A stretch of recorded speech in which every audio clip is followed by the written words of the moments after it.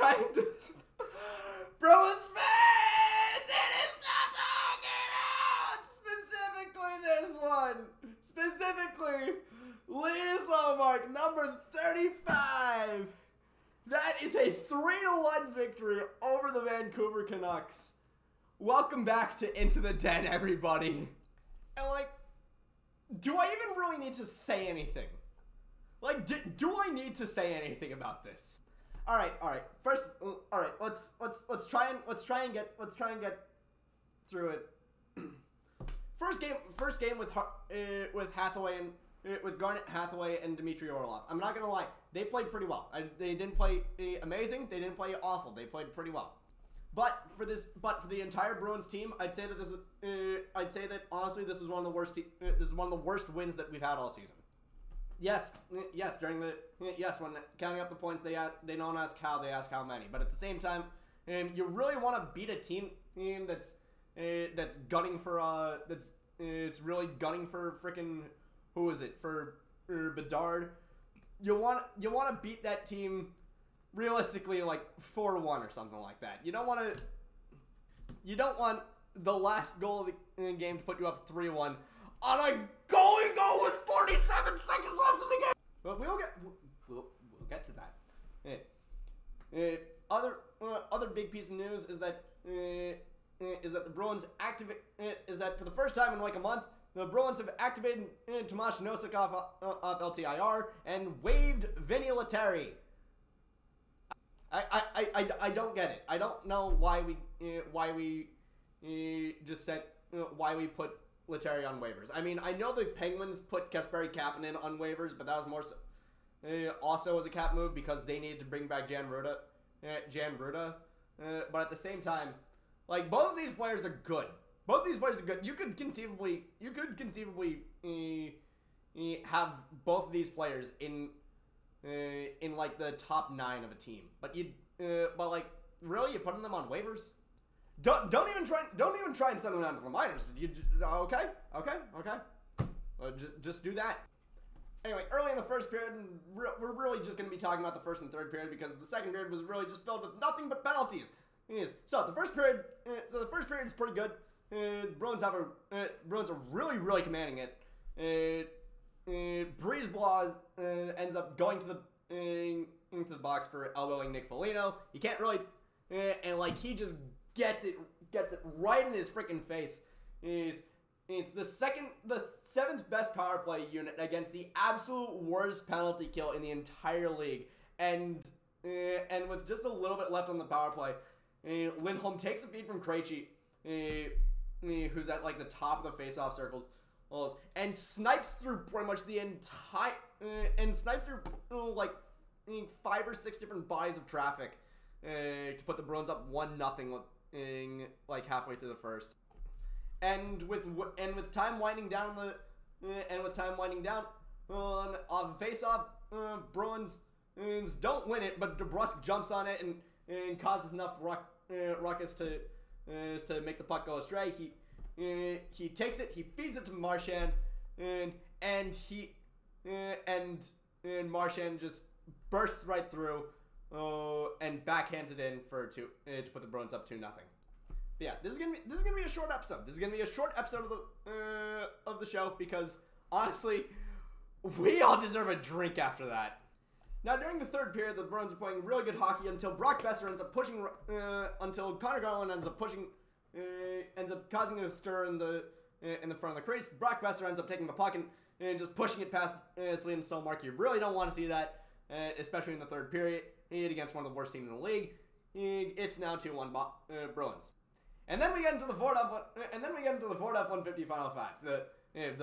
The words that no Bruin likes to, the words that no Bruins fan likes to hear. So we're going through the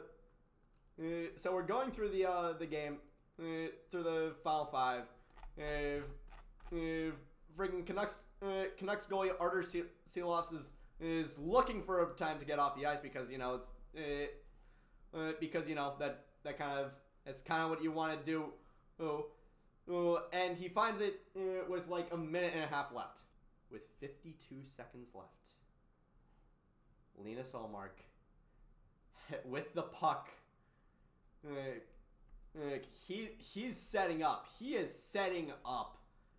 And he is gonna go for it. This right here, ladies and gentlemen, this is history.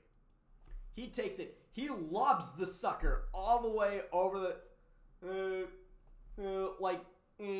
that's like at the freaking face-off circles on the opposite end of the ice before it hits the ice again. And it just rolls right into the net. This man did what Jeremy Swayman tried to do, but was just 6 inches off. Could you imagine? Could you imagine Jeremy Swayman and Linus Ullmark scoring goalie goals in the same season? And hell, we still got a good amount of hockey left to play. That could happen. That could very well happen. But just because he scored a goal doesn't mean that he's a Vezina winner. Okay, well then let's see these stats. On 35 starts, Linus Ullmark has a record of 29-4-1. On 1,052 shot attempts against him, he has allowed 66 goals. He has a goals against average of 1.88 and a save percentage of 937 in this late into the season. Has 2 shutouts on his under his belt, and now has a freaking goal. This dude has as many goals this season as he has losses in overtime. That is insane. I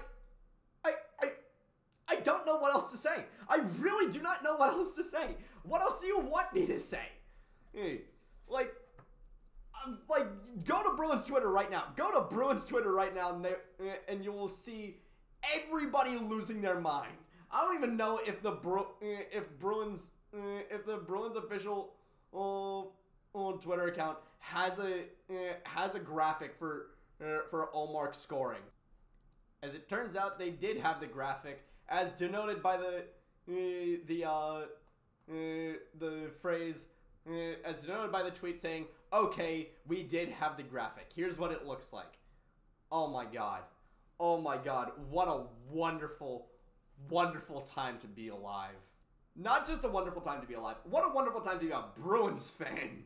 And, can you imagine being a Canucks fan in this timeline? Brock Besser and JT Miller are malcontents on your roster. And instead of trading them, you trade away your freaking captain during a career year. You fire your head coach, who everybody freaking loves, and treat him and treat that old head coach like absolute garbage. Replace him with Rick freaking Tocchet, and then just to cap the whole thing off, you get this scored on you. You get that scored on you. God damn, I love the Bruins. God damn, I love the Bruins. And you know what? I love you all for watching. Thank you so much for for sticking through this. I will see you guys on Monday in the next one. Take care.